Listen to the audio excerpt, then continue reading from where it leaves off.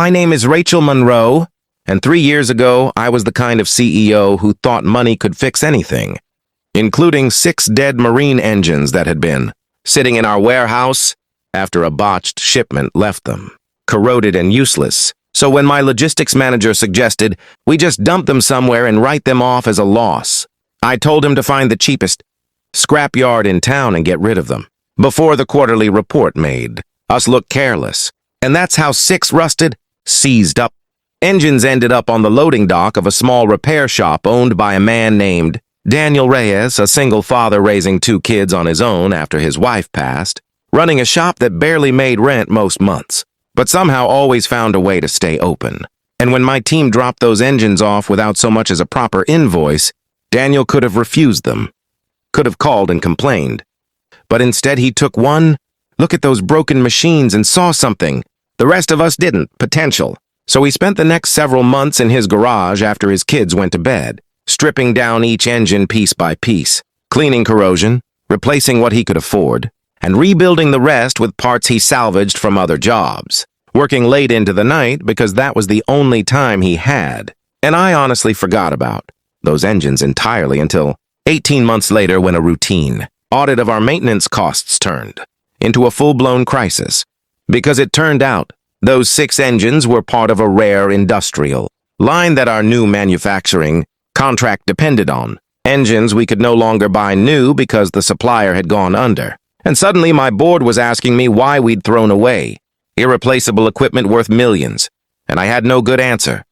So I sent someone to track down where those engines had gone.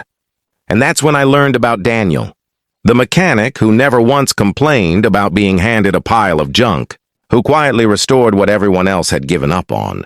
And when my team called his shop, he told them, almost apologetically, that he still had them, all 6, running better than new, sitting in his garage because he never had the heart to scrap something that could still work. And when I drove out there myself to see it with my own eyes, I found a small, cluttered shop with a hand-painted sign, and inside, 6 engines lined up like they'd just come off a factory floor, purring like they'd never been broken at all. And Daniel just shrugged and said he figured somebody somewhere would need them eventually. He just didn't expect it to be the company that threw them out in the first place. And standing there, I felt something I hadn't felt in years.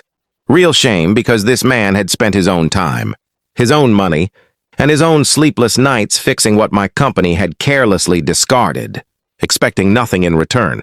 And when my legal team offered him a settlement, I overruled them. I told them to pay him $3 million, not because that's what the engines were worth on paper, but because that's what his integrity was worth. His refusal to give up on something broken. His quiet belief that hard work still mattered even when nobody was watching, and Daniel almost didn't accept it.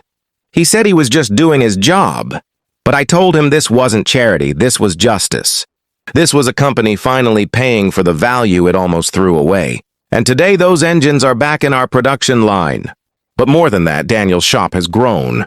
He's hired 2 mechanics, put his kids through school, and every time I think about arrogance, about how easily we discard people and things we don't understand, I think about a quiet garage where a single father worked through the night to save something everyone else had given up on, and it reminds me that the things we throw away sometimes turn out to be the most valuable things we ever had.